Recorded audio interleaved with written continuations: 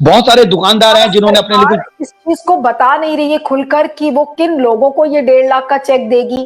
क्या कुछ ऐसे लोगों की सूची निकली है, कोई लिस्ट है जिसमें कि लोगों के नाम हो कि भाई इन इन परिवारों को 1 लाख या 1.5 लाख मिलेगा? क्या ऐसी कोई कम्युनिकेशन सरकार की तरफ से आई है? कोई कम्युनिकेशन नहीं आई है। और मुझे डर यह है कि जो टिहरी में हुआ है, टिहरी में जब लोगों को राहत देने की बात हुई तो इन्होंने घोषित कर दी कि हम टिहरी, तो जो लोग वहां के लोकल थे, जिनकी जमीनें जा रही थी, जिनके मकान जा रहे थे, उन्होंने तो पैसा लेने गए नहीं। तो जो अर्जी फर्जी लोग हैं, जो 4 दिन के लिए टिहरी पहले आए या कुछ दिन पहले किसी के रिश्तेदार आ गए, उन्होंने फर्जी नामों से पैसा ले लिया था। तो संभवतः यहाँ पे भी इस तरह की चीजें चलेंगी, इस तरह के काम, क्योंकि जो सरकार की अपनी मशीनरी तो काम कर नहीं रही है, लेकिन बाबा रामदेव के लोग वहां पहुंच चुके हैं, वहां पर दूसरी इनकी पॉलिटिकल पार्टीज के लोग पहुंच गए, जिसको हम कह रहे हैं कि गिद्ध जो है वहां पर पहुंच गए। कोई राशन लेके जा रहा है, कोई कंबल लेके जा रहा है। लोग कह रहे हैं कि राशन और कंबल हमारे पास है, हमें तो लॉन्ग टर्म व्यवस्था बताओ।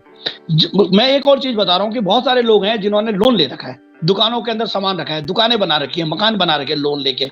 उनके लिए अभी तक कोई बैंक की तरफ से ये अश्योरेंस नहीं आया कि भाई 1 साल के लिए आपका जो किस्त है वो नहीं ली जाएगी, आपको 1 साल के लिए आपको वेव ऑफ किया जाता है कि ठीक है 1 साल बाद आप दे देना। ऐसी कुछ हुआ नहीं है। तो लोग पूरे परेशान हैं कि अगर सामान थोड़ा बहुत दुकान में रखा हुआ है, जो चाय पानी से उनका घर का गुजारा चल रहा था, वो कैसे चलाएंगे, उस पर सरकार कोई नीति स्पष्ट नहीं कर रही है। और ये बड़ा क्योस बना हुआ है। और सरकार ने अब अपने बचाव के लिए जो जिस तरह के लोगों को वहां डालना शुरू कर दिया है, चाहे वो मीडिया के लोग हों, चाहे वो तथाकथित पर्यावरणविद हो, तथाकथित एनजीओ हो, जो जा रहे हैं वहां पर राशन लेके 2-2, 5-5, 10-10 किलो वाला लेके, ये जो गेम चल रहा है और जो घरों में जाके लोगों को धमकाया जा रहा है, वो एक अपने आप में नकारात्मक चल रहा है। मुझे लग रहा है कि हमारे लोग उस पर उसका विरोध कर रहे हैं और विरोध करेंगे।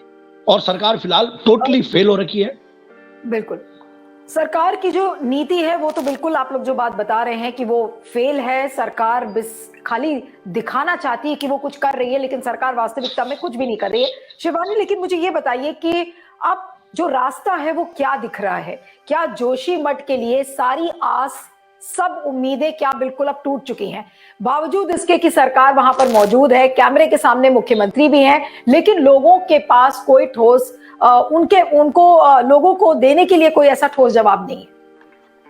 देखिए, सरकार के पास तो अभी तक कुछ नहीं है। माने जो प्रेम बाबू पंडित जी कह रहे हैं कि फॉरेस्ट से उनको लैंड की जरूरत पड़ेगी या सरकार को ऐसी कोशिश करनी चाहिए, ये उनके दिमाग में ही नहीं आ रहा है कि अब जो लोग हैं उनको होटल में रखेंगे, कितने दिन आप उनको होटल में रखेंगे, कितने दिन आप उनको स्कूलों में रखेंगे। उनका जो सामान है, जो लोगों के पास उनके घरों का पूरा सामान होगा उनके पास, जो भी घर में होता है, तो वो कहाँ रखेंगे उनका वो सामान? क्या वो होटल में लेकर के जाएंगे? और मान लिया जाए वो जिस होटल में है, स्थितियां जैसी वहां बारिश होने वाली है, जो 40% की बात गढ़वाल कमिश्नर कह रहे थे, मान लिया जाए वो अगर 70-80% हो गया, तब क्या स्थितियां होंगी? तो सरकार के पास कोई आइडिया नहीं है। न सरकार जो जमीन पे जो लोग काम कर रहे हैं, जो संघर्ष समिति के लोग हैं, अतुल सती जी हैं और बाकी और लोग हैं उनके साथ में, वो कह रहे हैं कि आप हमारी मदद लीजिए, हम लोगों को जानते हैं, लोग हमारे पास अपनी बात रखेंगे। लेकिन सरकार उनसे कोई डील नहीं कर रही है, उनके साथ बातचीत करने की ही पोजीशन में नहीं है। वो चाहती नहीं है कि ये लोग आए। कल तो वहां स्थितियां ये हो रखी है कि कल जिस प्रशासनिक बैठक की मैं बात कर रही हूँ बार बार, वहां वो उस एनटीपीसी को और इस पूरे परियोजना का जो पूरा उनका डेवलपमेंट का मॉडल है, उसको बचाने के लिए वहां अनिल जोशी जी आए हैं। और लोगों को उम्मीद थी कि अनिल जोशी शायद इस बार लोगों के पक्ष में खड़े होंगे, लेकिन उन्होंने इस बार भी लोगों को नाउम्मीद किया है और वो सरकार के ही पक्ष में खड़े हुए हैं। लोगों को कह रहे हैं कि एनटीपीसी इसके लिए जिम्मेदार नहीं है। तो हम ऐसे पर्यावरणविद हमारे सामने हैं जो लोगों के पक्ष में खड़े नहीं हो रहे, बल्कि सरकार के पक्ष में खड़े हो रहे हैं। तो ये स्थितियां हैं। आने वाले दिनों में लोगों को लड़ाई का ही एक रास्ता है, वो जब तक लड़ेंगे लोग तब तक उनको चीजें मिलेंगी। लोगों के लड़ने के बाद ही वहां कम से कम सरकार आई है, मीडिया आई है। तो लड़ाई का ही एक रास्ता है जो लोगों को लड़ना पड़ेगा। वहां से मीडिया अभी आज के दिन पर जो दिख रही है, और जब तक मीडिया है तब तक ही ये सरकारी अमला वहां दिखेगा। उसके बाद जब लोगों को ये सारा मीडिया बाहर चला जाएगा। जी, समय कम है हमारे पास, और लेकिन बहुत दुख लगता है जब ये बातें पता चलती हैं। प्रेम, अंत में यही पूछूंगी आपसे कि जो अब उम्मीद है, क्या वो कोर्ट से नजर आ रही है? क्योंकि जो सुप्रीम कोर्ट में भी ये मामला पहुंचा है, तो सरकार अपने दम पर कुछ नहीं करेगी जब तक सुप्रीम कोर्ट कुछ नहीं कहेगा। अभी भी शिवानी यही कह रही थी कि जब नीति बनेगी तब जाकर पैसे मिलेंगे। तो क्या ये जोशीमठ की एक बहुत लंबी लड़ाई है जो यहाँ से शुरू हो गई है? ये पूरे डेवलपमेंट जो मॉडल है, पूरा डेवलपमेंट मॉडल है, उसके खिलाफ ये लड़ाई शुरू हो चुकी है। अब उस लड़ाई को तो छोड़ना नहीं चाहिए, लड़ना चाहिए। कोर्ट से ज्यादा उम्मीदें नहीं करनी चाहिए, क्योंकि कोर्ट तो बाद में उनके जो अपने मेरिट्स होते हैं उसके हिसाब से फैसला लेंगे।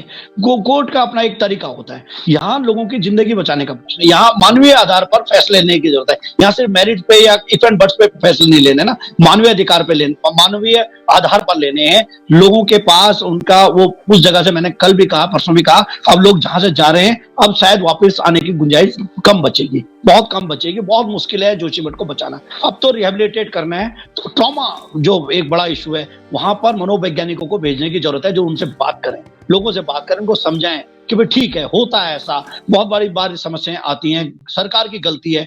लेकिन वहां उल्टा हो रहा है। एनटीपीसी को, जेपी इंडस्ट्री को, इनको बचाने के लिए बैटिंग शुरू हो चुकी है। आज रवि चोपड़ा जी ने कुछ नए फैक्ट्स के साथ बताया है कि कैसे एनटीपीसी इस सब के लिए जिम्मेवार है।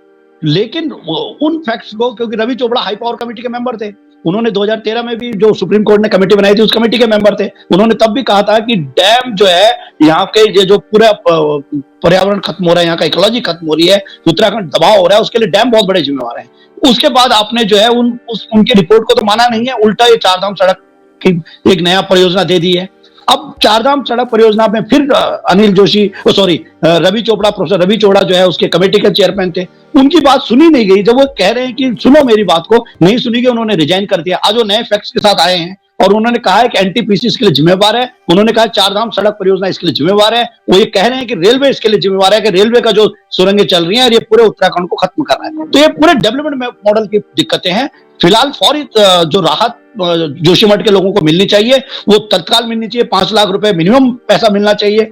1 साल के लिए कम से कम उनके बैंक का जो लोन है उसको रोका जाना चाहिए, उनकी कलेक्शन को रोका जाना चाहिए, और फिलहाल उनको कहीं ना कहीं आसपास रहने की व्यवस्था करना चाहिए। और फिर उसके बाद जो उनका वैल्यूएशन है वो मार्केट रेट के हिसाब से बात कर रहे हैं। हम ये कह रहे हैं कि बगल में बद्रीनाथ है ना, तो बद्रीनाथ का रेट क्यों नहीं दे पा रहे हो? बद्रीनाथ तो एक नई टाउनशिप बना रहे हो, कह रहे नहीं हम बद्रीनाथ का रेट नहीं देंगे, मार्केट रेट देंगे। हम कह रहे हैं कि बद्रीनाथ ज्यादा दूर तो नहीं है, वहां से 25-30 किलोमीटर, 50 किलोमीटर के अंदर बद्रीनाथ है। एयर डिस्टेंस तो मुश्किल से 5 किलोमीटर का होगा, तो बद्रीनाथ का रेट दे दीजिए यहाँ पे, और बद्रीनाथ के रेट के हिसाब से लोग फिर आसपास के गांव में अपनी व्यवस्था कर लेंगे। उनको पैसा दे दीजिए, नगद दे दीजिए। तो दिक्कतें हैं, संघर्ष करना ही पड़ेगा। और ये पूरे डेवलपमेंट मॉडल जो पूंजीवादी डेवलपमेंट मॉडल है, इसके खिलाफ अब संघर्ष को मतलब आगे बढ़ाना, यही एक रास्ता। लड़ाई यानी कि वाकई में बहुत लंबी है, लेकिन बहुत दुख लगता है। और जिस तरीके से प्रेम बता रहे हैं कि देखिए रवि चोपड़ा बार बार जो वास्तविकता है वो बताने की कोशिश कर रहे हैं, लेकिन हमारा सवाल जोशीमठ को लेकर लगातार Q5 नेटवर्क पर बना हुआ है। और आज भी ये सवाल मैं रेज कर रही हूं कि जोशीमठ का जो पूरी त्रासदी है, आज क्या प्रधानमंत्री नरेंद्र मोदी को रवि चोपड़ा जैसे लोगों की आवाज सुनाई नहीं पड़ती? इस समय हमारे साथ प्रेम बहुखंडी और शिवानी पांडे हैं, जो कि वहीं के हैं। आज ये लोग चीख चीख कर बोल रहे हैं कि जोशीमठ में क्या कुछ हो रहा है, वहां की वास्तविकता क्या है। लेकिन सरकार के कान में समय तेल पड़ा हुआ है। वो जाते हैं कैमरा पे दिखाने के लिए कि देखिए वो प्रेजेंट है वहां पर लोगों के साथ, लेकिन जो वास्तविकता में जो मदद होनी चाहिए वो मदद सरकार की तरफ से, न राज्य सरकार की तरफ से, न केंद्र सरकार की तरफ से आ रही है। और जो प्रेम ने कहा कि इस समय जोशीमठ बिल्कुल एक पीपली लाइव बना हुआ है, तो ये सही बात है कि सारा इंटरनेशनल मीडिया और जो राष्ट्रीय मीडिया है वो वहां पर पहुंचा हुआ है। और जब तक वो मीडिया है तब तक शायद थोड़े बहुत दबाव में कुछ काम भी हो रहा है, और जैसे ही वहां से मीडिया हटेगा तो शायद जोशीमठ का पूरा फोकस खत्म हो जाएगा। और जोशीमठ खत्म ही हो जाएगा, उसके बारे में कोई बात नहीं करेगा। लेकिन हम आपको वादा करते हैं कि Q5 नेटवर्क पर लगातार हमारा फोकस जोशीमठ पर बना रहेगा, और उत्तराखंड के ही अलग अलग इलाकों से आपके साथ मैं जुड़ती रहूंगी, ताकि वहां की आवाज आप तक पहुंच सके और आपको वहां की वास्तविकता पता चले, जो कि आपको मेन स्ट्रीम मीडिया बहुत ज्यादा नहीं दिखाएगा। Thank you so much Prem Bahukhandi ji, Shivani Pandey, it was lovely to have you on the programme. इस वीडियो को ज्यादा से ज्यादा शेयर करिए, फीडबैक भी दीजिएगा और बने रहिएगा Q5 नेटवर्क पर।